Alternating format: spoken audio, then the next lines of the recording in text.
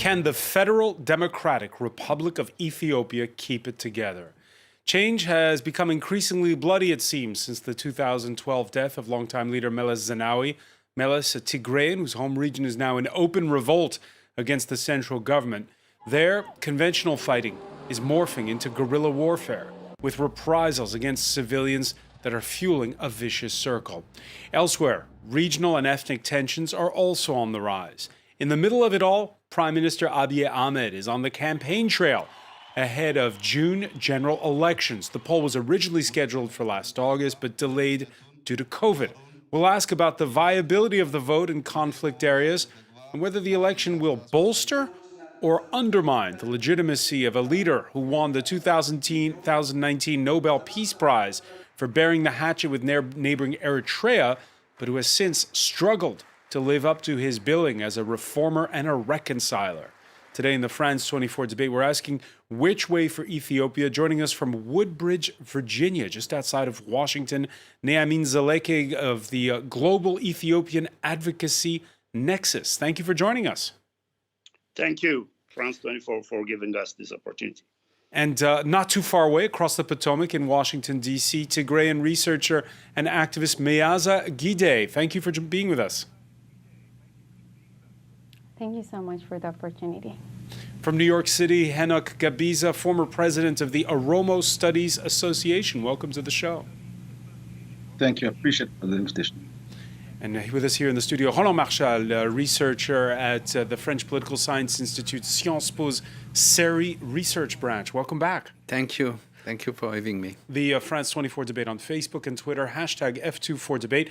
By the way, happy Orthodox Easter celebrations over the weekend in the ancient city of Lalibela, world famous for its rock-hewn churches.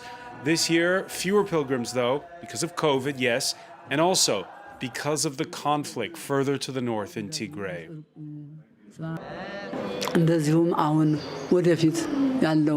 We're going to pray about the war in the country, the hunger in the country. The curse from God is getting worse.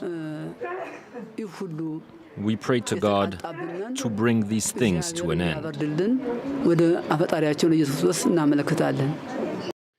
Neamin Zaleke, what does he mean when he talks about a curse from God? Well, considering the many challenges converging in Ethiopia, locusts, unprecedented locusts, climate change, conflicts going on in many regions. I believe those who are faithful would consider this as a curse from God. Your thoughts on where Ethiopia is today, 1 month again ahead of those elections? Well, there are many challenges, as you know. In Ethiopia, there is conflict in Tigray. The government is trying its best to stabilize and rehabilitate Tigray.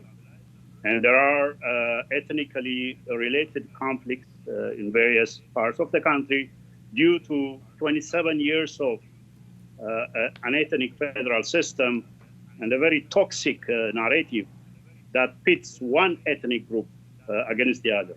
Despite all these challenges, majority of Ethiopians want to have peaceful and free elections, and they want to transition towards democratically elected government. Currently, there are over 47 both national and regional parties, organizations contesting the elections. They are competing, and as you know, there were 5 elections under the domination of the TPLF EPDRF regime, and this one, with all measures, is relatively competitive and relatively free, if not absolute, than the hitherto held elections, which are sham elections, won by the TPLF-dominated EPDRF at 100%, which was ridiculous and preposterous. But they say they're not ready for those elections, that half the voter rolls have not been updated. People are registering. I know that in the Oromia region, over 12 million people have registered. In Amara region, over 5 million. In many other regions, there are registrations going, of course, in Tigray and some parts of eastern Oromia, like Wolaga, due to the security situation, people are not registering. But for the most part, people are registering, and the government and the National Election Board is urging Ethiopians to register. Meazagide, your thoughts on where Ethiopia stands now and where Tigray stands now?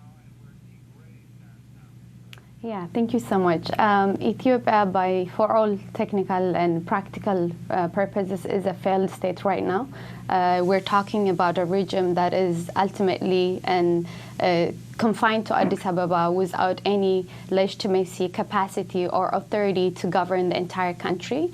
There is an active state-sponsored genocide happening upon the people of Tigray in Ethiopia. What's happening in Tigray is not just a conflict, it is an active state-sponsored genocide whereby the Ethiopian government and foreign forces, particularly the Eritrean government, and also internal militia forces from Amhara region are actively massacring innocent Tigrayans in the dark. So this is what's happening in Ethiopia, and there is no talk of election because all of the dominant and viable candidates or opposition political leaders are either arrested or massacred or killed. You have a prominent political activist and politician from the Oromos, particularly Jawar Mohammed, Baqqala Garba, and others in jail. And you have members of the TPLF, a political party that is resoundingly supported by the Tigrayan people, fighting, trying to defend its people and its territory. So the talk of election is laughable. It is something that is being done in order to further legitimize the genocidal regime that is now confined only to Addis Ababa, the capital city of Ethiopia. Other than that, no one is really registering all the numbers. Mr. Naaman was mentioning these are numbers fabricated by the Ethiopian government and its cronies in order to confuse the international community to believe that things are well and fine in Ethiopia and that there might be a glimpse of election, but that's not true. People are actually protesting. Most of the important and political parties with an alternative policy have actually protested the upcoming election. And Ethiopia, for all purposes, as I said, is a fragile and a very failed state. You heard Naaman Zeleke talk about 27 years where it was, as he put it, minority rule. Do you get the sense that there is this feeling of that there are people who want revenge? People like Mr. Naaman Zeleke do indeed want revenge, but that revenge comes from the notion that TPLF, alongside other political parties in Ethiopia, have instituted a political system and a constant arrangement that enabled minorities and majorities to coexist. People like Mr. Zeleke have been preaching for the extermination of the people of Tigray for over 10 years now. So they have been calling for that, and the revenge comes from that narrative, a narrative that says Tigrayans have wanted to be, the chosen people in Ethiopia. We have never that's a strong charge. That's not what happened. Calling for extermination, that's a strong charge. This is the serious. It is, and it's something. It is something I can. It's something I can. If I may finish, it's something I can back with an evidence. Mr. Zeleke. One at a time. First, No, Meazza. Mr. Zeleke. Yeah. Okay, thank you so much. If I may just finish, it's not just an accusation, it's something that we can back with an evidence. Mr. Zeleke was the head of a TV station in 2016 that clearly called for the extermination of the people of Tigray. They said the people of Tigray are only 5% of the population and it doesn't take that much to exterminate all of them. This is what they said, it's on record. We can provide you with the evidence and you can see it for yourself. So we're not just making accusations, we're actually stating facts. Fact is that Mr. Zeleke, the TV station that he was heading called ISAT, has been propagating for the past 10 plus years. So Mr. Zeleke was also in Eritrea not long ago, working with the Eritrean government to overthrow the democratically elected government of Ethiopia. So the things we're saying are not things that transpired in November 4th, but these are things that people like Mr. Zeleke have been working for over 10 years now. Naaman Zeleke? Yes, Maza, she knows deep down her that she's telling lies, gross misrepresentation of our positions. So I have struggled for democracy and human rights for 27 years against what all objective analysis, both Ethiopian and non-Ethiopian, Europe, America, and all institutions held as a highly repressive, minority-dominated regime of Mallas Zenawi and the TPLF. And this is a fact that you can find in many studies. I don't have to say it. Now, what we say throughout is that this regime, under the veneer of a developmental state or a federal government, the real power resided under a minority TPLF, which dominated the economy control for 40%. It dominated the security and the military command and control. 90% of the commanders were Tigrans, and these are facts, and there are evidence-based studies. Now, this doesn't mean that we're anti-Tigrayan people. Tigrayan people are our people, they are our mothers, our brothers, and our sisters. But a cruel, quasi-Nazi, fascistic TPLF that claims to represent the Tigrans was All right, and unleashing human rights violations throughout Ethiopia, and it had instituted an ethnic federal system where it pitted each and every ethnic group against the other, and because of that, thousands of people have been massacred throughout their reign. All right, so strong accusations. Were in torture chambers throughout Ethiopia, and these are facts which Maza Gidey would like to deny, unable to admit, and this has been her playbook since this conflict started. All right, on November 4th, Maza Gidey and her friends have launched this fake genocide. Naaman, strong accusations there from you and from Maza Gidey. Let's talk about the present now, and we'll begin with you, Henok Gabiza. At this point in time, what do you do if you're the leadership of Ethiopia when it comes to Tigray? So thank you very much for this opportunity. First of all, I would like to say a few words about the political difficulty of the current Ethiopian situation. So all these chaos and messes, political messes that the country is experiencing can go back to the clash of political visions that exist in the country. We can sum it up into two main domains of clash. One, there are a group of politicians or a group of political elites who believes in bringing back the old Ethiopian way of centralizing and unionizing power into a single hand. And then there is a group of political domain that believes in the multicultural, multinational, and multi-societal background of Ethiopia, which is the reality. And the only way to reconcile these two visions is by coming back to the drawing board, discuss the differences, carve out a transitional terms that might be acceptable or at least less offensive to differently diametrically opposite political visions. Apparently, the Prime Minister, who is greatly inspired by the political vision of the Menelik, the Haile Selassie, from the time of monarchy, is obviously in clash with the reality on the ground. So the war in Tigray, besides some implication of revenge for the past 27 years, which could have been addressed within the framework of reconciliation and restorative justice, instead of pursuing restorative justice, which actually all of us were hoping when the Prime Minister came to power and made a moving speech in DC, in Ethiopia, in Mekelle, and everywhere, when people were so ambitious to believe that this is going to be a restorative justice, peace is finally coming to Ethiopia, democratic election is coming to Ethiopia.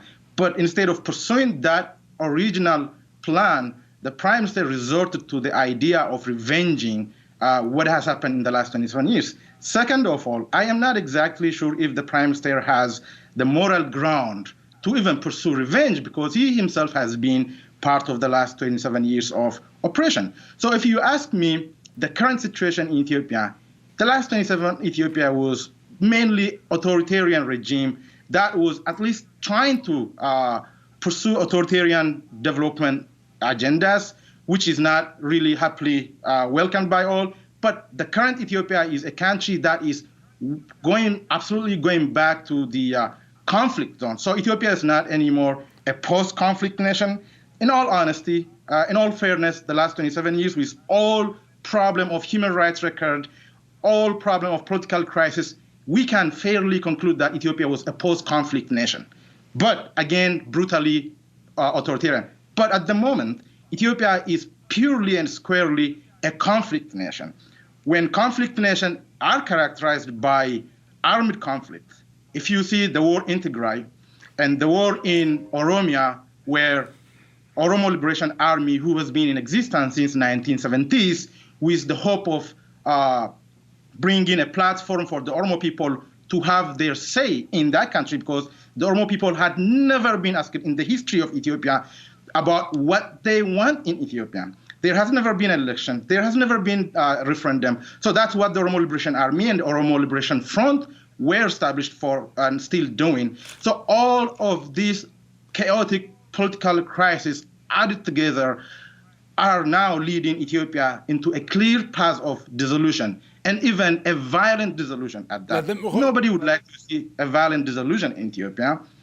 So that's where the country stands at the moment. Roland Marshall, you just heard there Henok Gabiza Yes. painted as a choice between the federal system or more centralized system. Is that what's at stake right now? Yes and no. Yes, in the sense that we see very well, we could identify political elites who are pushing for a more centralized system, and others who clearly wants this federalism, this ethnic federalism, to move ahead and develop. And actually, some states are even going to be created. The problem is there is no discussion. And this way, I believe to a certain extent that we are still in a vicious cycle that started somewhere in the early 1990s, where people have a lot of difficulties to talk to each other about conflicting ideas about what the Ethiopian state should be. Was there a window of opportunity to open that discussion in 2018? I strongly believe that when the new prime minister was elected, there was a window of opportunity, not very long, for maybe a couple of months, where those kind of discussion could have been put on the table. Now is it too late? I believe that was closed by the end of 2018. And of course, as the international community took some time to realize that actually the trend wasn't exactly corresponding to what Abiy Ahmed said at first, and therefore this Nobel Prize. But certainly we see those authoritarian trends materializing in many aspects, including in his own Oromo state over the months and for quite some time. And this is certainly a problem that should be talked about. I mean, we could expect in elites to discuss those issues, but in Ethiopia it seems that there is a culture of top-down, and maybe there is a vision of the prime minister that makes all those this freedom of speech about important issue, about hearing conflicting ideas about what Ethiopian state should be, what should be development, and that sense that makes an agreement difficult. And I believe, like most of my colleagues here, that as well make the elections very perilous. All right, we're going to talk about when we come back, and as well the implications for the region as a whole. Stay with us. You're watching the France 24 debate.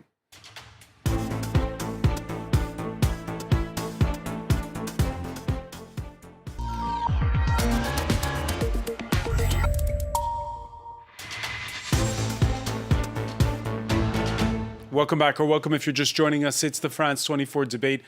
1 month ahead of a general election in Ethiopia that had been postponed last year.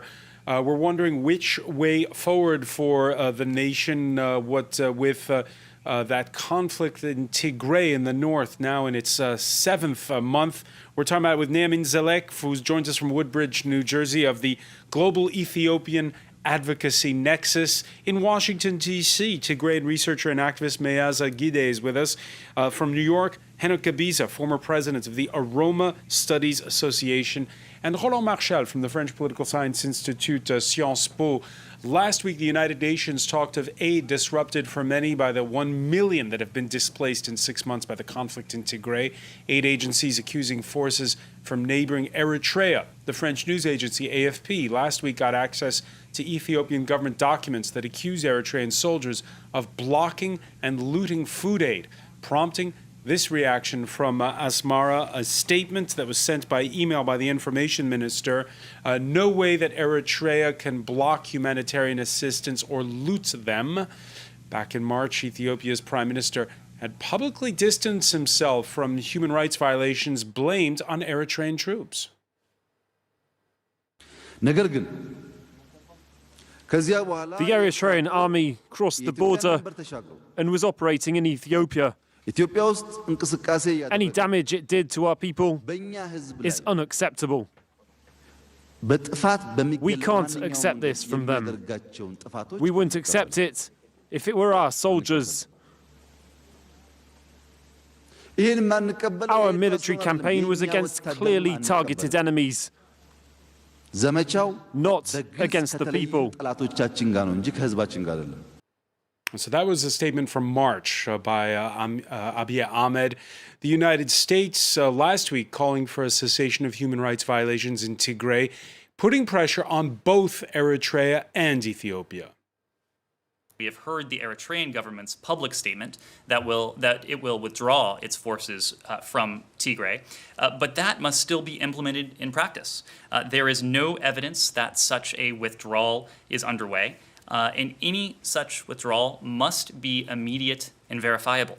We also call, and continue to call, for a withdrawal of Amhara regional forces from Tigray for an immediate end to the hostilities, all of which are critical to protecting civilians and ensuring unhindered humanitarian access. Before we turn to the rest of the panel, Roland Marchal, so the accusation there is that there's the regular army from Ethiopia, the regular army from Eritrea, which came over, and then there are these militias. Who are they? The Amhara militia and as well special forces, special police forces from Amhara state.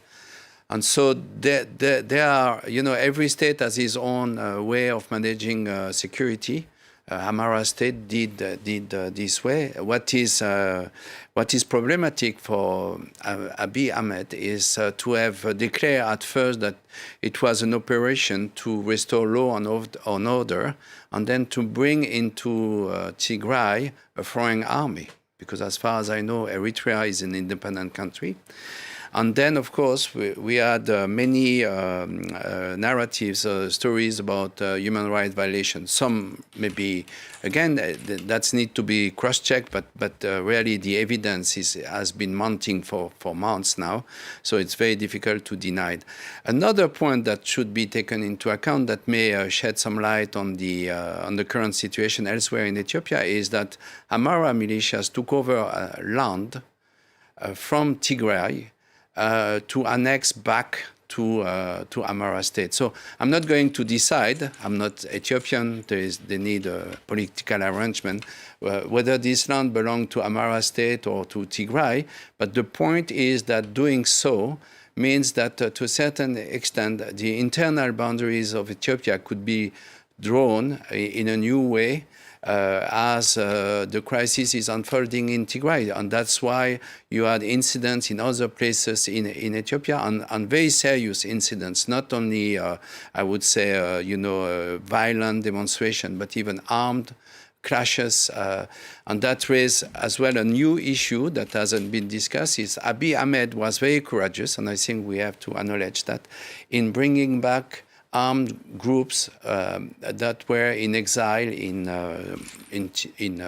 Eritrea, and but we know very well that when you bring back armed groups, you need a full process of, you need a political agreement, and you need as well, I would say, ways to demobilize those people, to reintegrate them into the society. This has not been done very seriously because it's very difficult, first of all, and therefore that adds to the violence we see in certain areas, especially between Oromos and Amhara's state. Nemin Zelek, your thoughts on these Amhara militias taking part in the campaign in Tigray? Okay, before that, allow me to make 2 points because there was a rehash of another false narrative by extremist ethno-nationalists who are responsible for current violence in Ethiopia, especially in Oromo region. Now, there is no vision on the part of the PM. As far as I know, I've been in a position that struggled for democracy and human rights in Ethiopia for 27 years, as I said earlier, to go back to the past, as Mr. Debisa said. Now, the difference is there are some ethno-nationalists who have taken an extreme position and want to impose their will violently in Ethiopia, as is the case with OLF Sheni. As the commentator earlier said, sorry, I don't get his name, the PM has opened the political space, the media space, invited all opposition, including my group as in the leadership of G7. They are operating now under a political party, deemaa, and 47 others who were unprecedented. During the time of the TPLF, opposition groups are operating. The only problem we have is some ethno-nationalist groups who have a hegemonic agenda, who have a secessionist agenda, who have used the ethnic card. So do you put these Amhara militias in that yes, category? The Amhara militia, look, the Amhara militia is under the federal government. It is like asking the U.S. president, don't use the Maryland National Guard or Virginia National Guard when the capital was assaulted. So the federal government had to use the Amhara militia, the Afar militia, even the Oromo militia in Tigray because it was caught unprepared when the TPLF launched its attack, assault, a brutal assault to massacre 6,000 federal soldiers who were in Tigray for 20 years. So it had to scramble, including bringing forces as far away from Somalia to deploy in Tigray.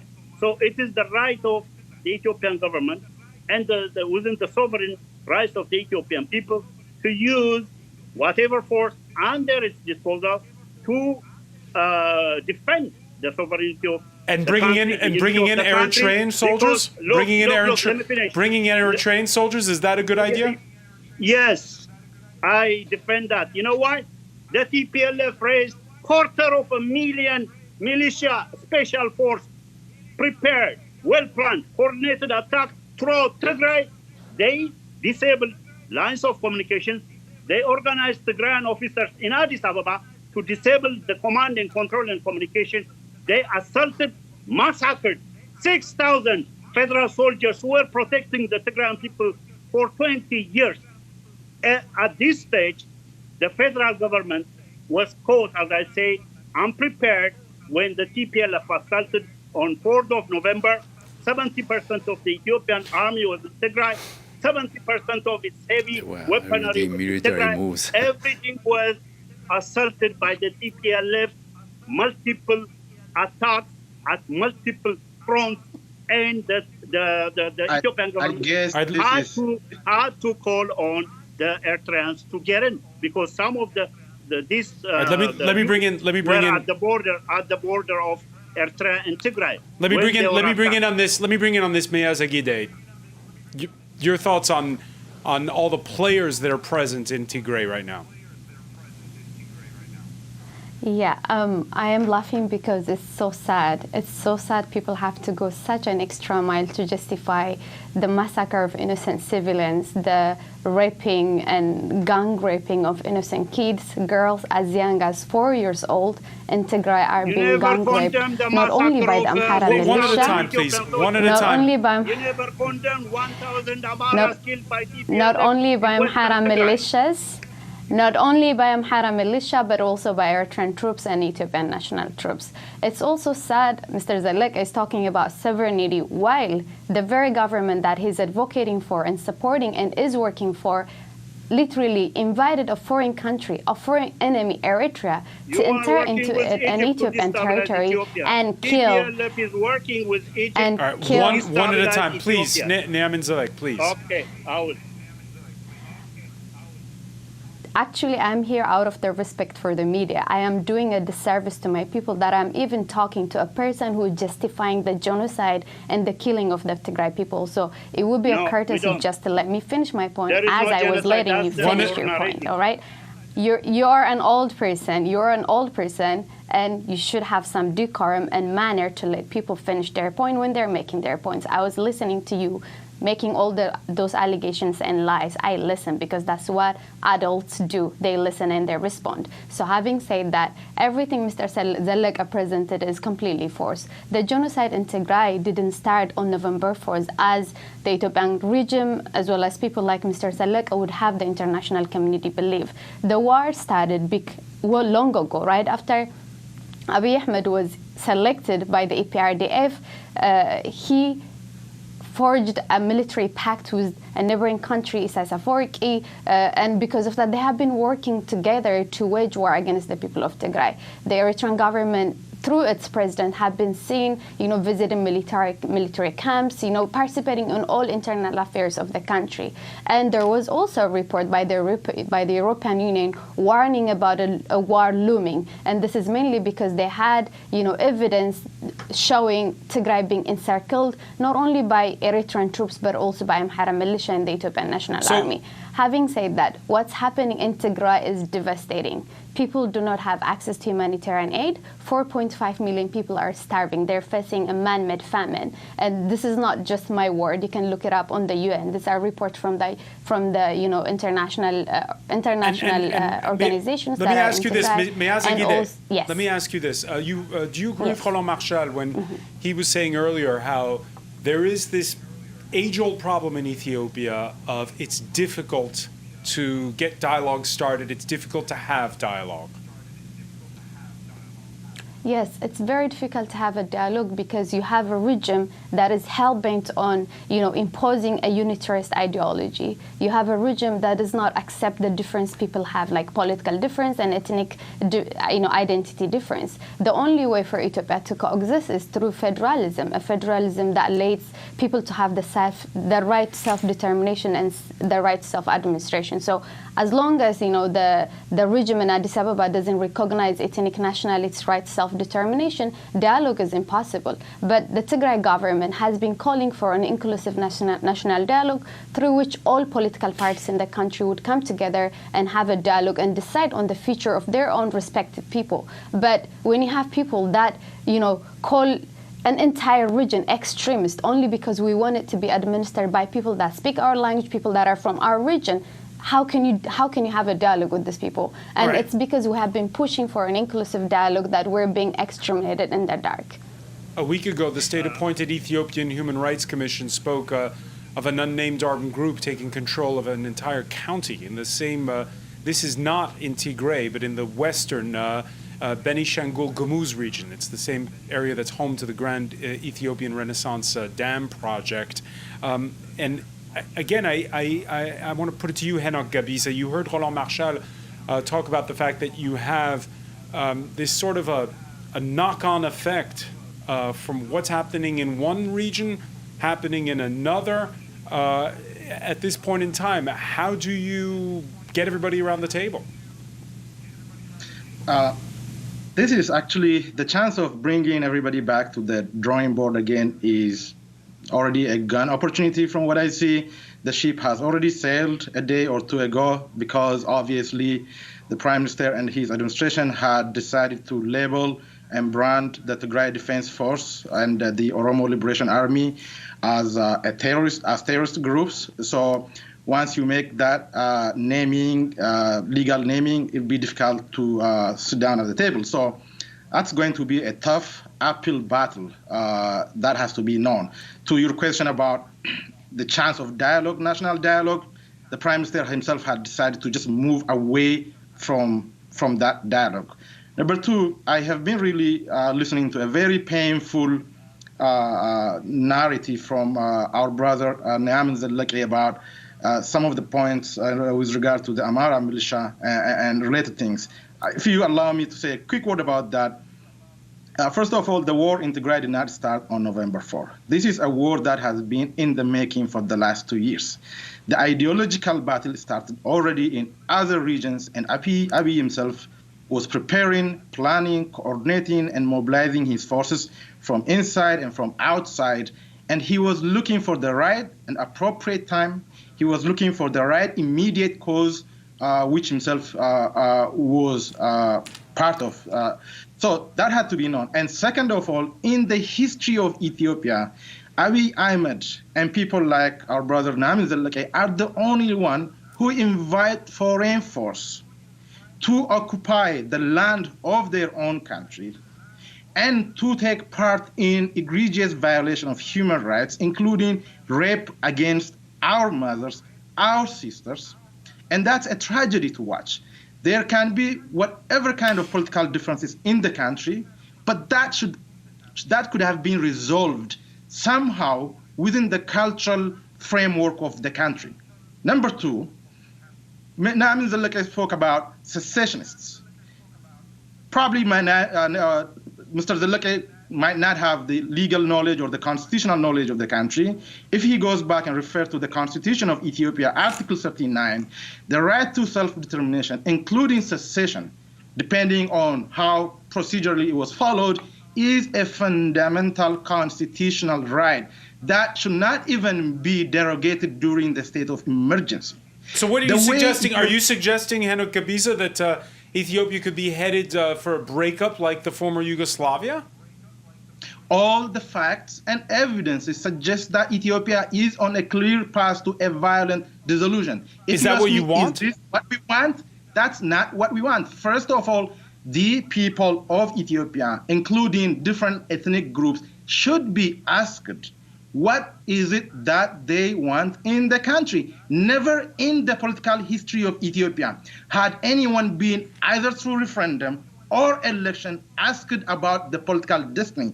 We were expecting that this current election, before everything went down the hill, we were expecting that it's going to serve the purpose of some kind of referendum, not referendum in the hardcore that we know it, but to choose between the force that believes in restoring the monarchical politics, and either to choose between the force that believes in multicultural and multinational federalism. Once Abiy knew how the political discourse was being framed, he threw into jail Jawar Mohammed, Bakale Garba, and OLF political leaders. So the chance of using this election as some kind of settlement is gone. And next to that, even outside of election, the possibility of dialogue, as I mentioned, we're running short on time, and I just want to, before we go, I just want to bring up for our viewers. Debate. I mean, I would not call it a debate. The same people who have worked to destabilize Ethiopia are given ample opportunity, and we don't get enough Unfortunately, time. Unfortunately, Neamin Zellaki, we're running short on time. I just want to bring up one last point for our viewers, which is important, is that there are also tensions beyond Ethiopia's border. In July, the country is due to raise levels at the Grand Renaissance Dam, and that has Ethiopia and Sudan angry. Let's listen to Egypt's leader. In the end, I'm telling you, and I'm telling our brothers in Ethiopia, let's not reach a point where you touch a drop of water from Egypt, because all options are open. All options are open. We've heard a lot of acrimonious debate in this discussion, Roland Marchal, but there's one thing that Ethiopians all agree on. It's the Renaissance Dam. Yeah, and so could that be a convenient foil? No, not enough. I think the issues discussed, and we have the evidence now with our three panelists, shows that it's much deeper. It's about the nature of the Ethiopian state, and not so much about the nature of the regime, but really the nature of the Ethiopian state. And I think a lot of disagreements around the table that would need time. The question is why elections should happen at the moment, the country elites and political or intellectuals are so deeply and so bitterly divided. This is. But it's a tricky one, right? Because if Abiy Ahmed doesn't organize the elections, he's accused of being a dictator. If he does organize the elections, he's accused of doing them in circumstances that are not. It's a very good point. In last year, when he decided to postpone the election because of COVID-19, many people in the opposition claimed that he needed time to organize his new political party, the Prosperity Party, and therefore postpone the election for that main reason. Today, people say, with good reason as well, that the country is not ready for election. The registration actually is going very slowly because insecurity plus reluctance of the people, and then now they are asking for a delay in the election so that things could cool down. Right, the problem today is we don't do anything. We just go to basically to hide the tension and to promote more. When I say we, what I observe from the different actors on the ground. And I see an international community that is a bit lost, doesn't know what to do. Okay, there would be pressure, but at the same time, Ethiopia is such an important country that is required for regional order. It is very numerous. Right. So therefore, the international community is really hesitating on which policy to adopt in front of needs to pressure all sides to come to the table. We're going to have to leave it there, unfortunately, because we're running short on time. I just want to say we should ask Egypt, but as well Sudan. Never forget Sudan in the horn. Don't forget Sudan. We won't. Neamin Zelek, I want to thank you for joining us from Woodbridge, Virginia. I want to thank Mea Zagide in Washington, Henok Gabisa in New York. Thank you for being with us here in the France 24 debate.